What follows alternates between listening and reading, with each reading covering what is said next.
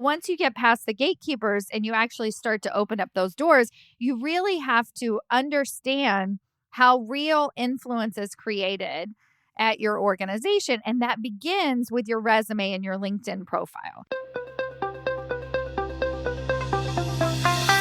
Welcome to Executive Coaching in the AI Era, the place where you get real, no fluff, proven processes for navigating the chaotic, ever-changing corporate world. I'm Stacy Mayer, executive coach, promotion strategist, and best-selling author.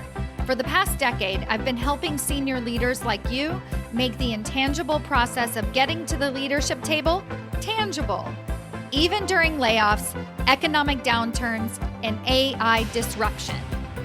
Let's go. Hello, corporate badasses. Welcome to another episode of Executive Coaching in the AI Era. I am your host, Stacy Mayer, and super excited, as always, to be here with you again this week. One of the interesting things about being in the position that I'm in is that people often send me articles or ideas that they want to kind of brainstorm with me and talk to me about, and also just like things that frustrate them in the news or in the media. And one of the things that has been sent to me in 2 or 3 different iterations is this idea that AI is gender biased. If you are anything ambitious at all, if you are even slightly a corporate badass, then you have experienced gender bias, both in yourself, how you view yourself. You've hit your own ceilings. You've had to break through them. You've also experienced very, very negative behavior at work. Pretty much every woman that I have ever worked with, whether it is actually coming to them from a woman or a man at their organization, they have experienced extreme cases of gender bias, and they've noticed it, right? They've noticed it. It feels icky. It feels weird. Maybe they can't diagnose it directly or realize, oh my gosh, that's the patriarchy talking. First of all, it begins to make them just feel bad about themselves. But at the end of the day, we can all look at it and we can say, okay, gender bias exists. There is a series of articles in various different formats written at I changed my LinkedIn profile to a man, and here's what AI told me to write about. I changed my LinkedIn profile to a woman, and here's what AI suggested. And the way that these articles are written, it says, and the results were astonishing. The results were so eye-opening. The results were really fascinating, whatever that might be. But I guarantee you the woman who was running that experiment, which actually it's possible it wasn't even run by a woman, is actually very well aware of gender bias. And I say this to you because it's really important to note and to understand with yourself that we have been fighting this war for decades. An important part of using AI and using technology is being onto yourself. And the people who are having the greatest success, my clients that are having the greatest success using artificial intelligence in their roles, are the ones who are actually, working smarter, not harder, to figure out and to understand and to use AI both in the workplace, but also in their own career development. So I don't think that there's very many women who would just take AI, quote unquote, at face value, pop in their resume, give it their name, and then be like, ooh, that sounds lovely. Usually what we're doing is we're offering a series of commands to get the result that we want. And I think that this is where the challenge comes in, specifically thinking about LinkedIn profiles and resumes, is that we are using commands like better, more appropriate for this job, things like that. At the end of the day, those like having a better sounding resume without clear direction is not going to get us necessarily the results that we want. Now, I want to backtrack and talk a little bit about the algorithm. As you know, there are multiple algorithms at place when we're applying for a job. There is platforms that I've been preaching about, like JobScan for years, that just kind of let us get past that door, that gatekeeper called the algorithm. And now the algorithm is just a big giant mess and we can't even figure out how to get past it. Even if our resume matches all the keywords, it's hard to get past the gatekeeper. But at some point, a human being is reviewing our resume. And actually, I recommend, and the strategy that I teach every single one of my clients is to bypass the algorithm altogether and go straight to the human beings to begin to review our resume. Now, we can use AI and we can use technology to advance into those higher level stages if we know the right questions to ask. I think the challenge for a lot of women is that they don't understand the value that they bring. They know what they personally value. So they have their list of their core values: empathy, courage, growth, challenge, crisis, like whatever that might be, those things that they work hard, that they deliver to their team, authenticity, right? So our core values are very obvious to us. Like it matters, it drives us. It's why we get up in the morning. It's why we raise our hand for certain projects. It's why we work at the organizations that we do. But the challenge is we don't know necessarily how to articulate that or interpret that into the values that are important to our organizations or to the people who are hiring. Now, I'm not talking about the recruiters necessarily. Again, they might fall into that basic algorithm category. Does she check all the boxes? In which case, just check the frickin' boxes, right? Like it doesn't really matter. You want to get past the gatekeepers. But once you get past the gatekeepers and you actually start to open up those doors, you really have to understand how real influence is created at your organization. And that begins with your resume and your LinkedIn profile. And so there are a lot of key traits that I notice in senior executive leaders that women at all stages of their development are not necessarily embracing about their leadership. First of all, the biggest thing that stands out to me is that a lot of women rely on their core value of being a great manager to their team as being the thing that will be the most valuable for them in an interview process. And maybe that's because you're interviewing for a director, a senior director level role, maybe even a vice president level role. Many of these women are managing teams, 90 plus people teams. This is incredibly important that you have a strong background of being able to be a great leader for your team. But the problem, and again, let me acknowledge that might be why you wake up in the morning, why your work matters, and like why you care about it, which is all great and really important. But the problem is that doesn't necessarily matter to the people on the other side. So let me just start with teams, for instance. If you have led a big team, you might spend a lot of time on your resume or LinkedIn profile overemphasizing the leadership of that team directly, how you led them, how you led that particular project.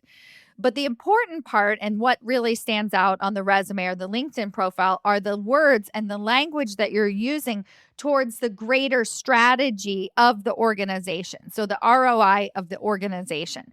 So what you're going to want to do if you're going to use AI to update your resume is you're going to make sure that you transition it from being a fantastic team leader into being a fantastic leader at your organization. The strategic involvement that you had, how that particular project affected the landscape of the company, how you reorged an entire division, how you fired people. I had a woman who recently interviewed and she was directly asked the question, have you ever had to hire and fire people?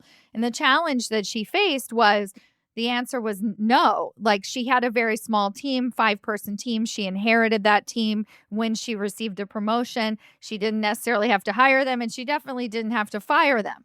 And so the thing that I told her is what they want to know is whether or not you were a good manager. If they're asking a question, have you hired or fired people? It's really, can you be that strategic organizational leader? And can you do difficult things? Can you pull the plug quickly? Can you make these tough decisions? And so those are the qualities that need to really be shown on your LinkedIn profile or your resume. Get yourself past the algorithm, but then make sure that you're showing up as this influential, impactful leader for your company. So there's these differences. Being able to lead and having a bunch of people on your team like you is very different than being able to be organizationally strong.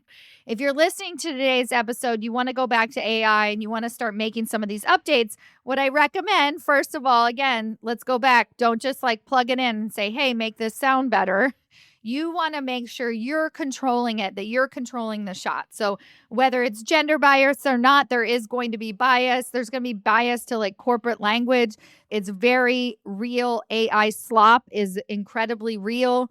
Recruiters can read right through it. So you have to work smarter when you're having these updates being made. And so you're going to go to AI and you're going to say, hey, can you highlight all of the powerful ways that I made decisions in my resume? Okay.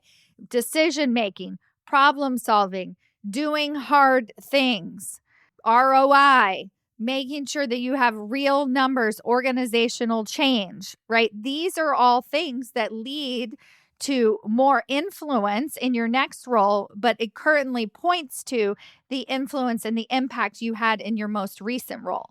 Now, if you are a newer leader, or perhaps you're in an individual contributor role, I think people really, let me just highlight this, they get mixed up with this idea of being an IC as not managing people.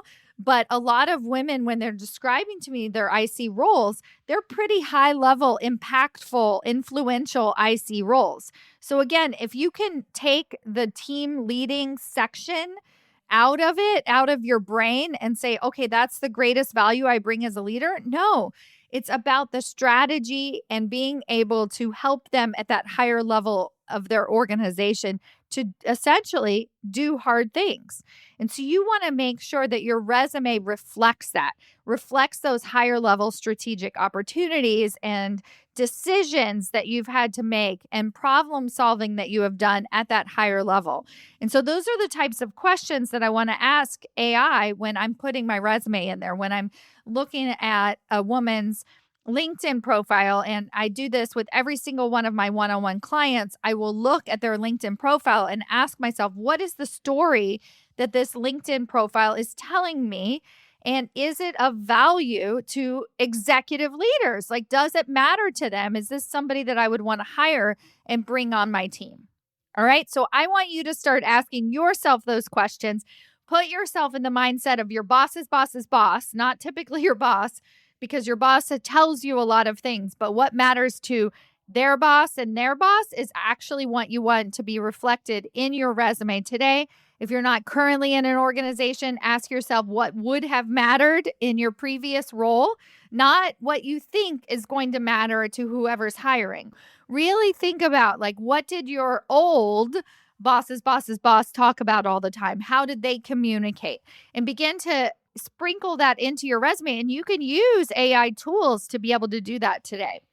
All right, my friends, if you want me to look at your LinkedIn profile, send me a direct message. Say, look at my LinkedIn profile. I also have a $27 LinkedIn training that I can share that with you. We walk you through 5 profiles and how you can begin to make some of these more impactful updates to your LinkedIn profile. This update has single-handedly had women have recruiters reach out to them just by making these updates right away. You'll get a different set of recruiters, a different set of eyeballs on your LinkedIn profile. So direct message me at Stacy Mayer on LinkedIn, and I will send that your way. Otherwise, I hope you have a really, really wonderful week and you're able to start making a bigger impact at your organizations today. Thank you all so much for listening. I'll see you next week. Bye.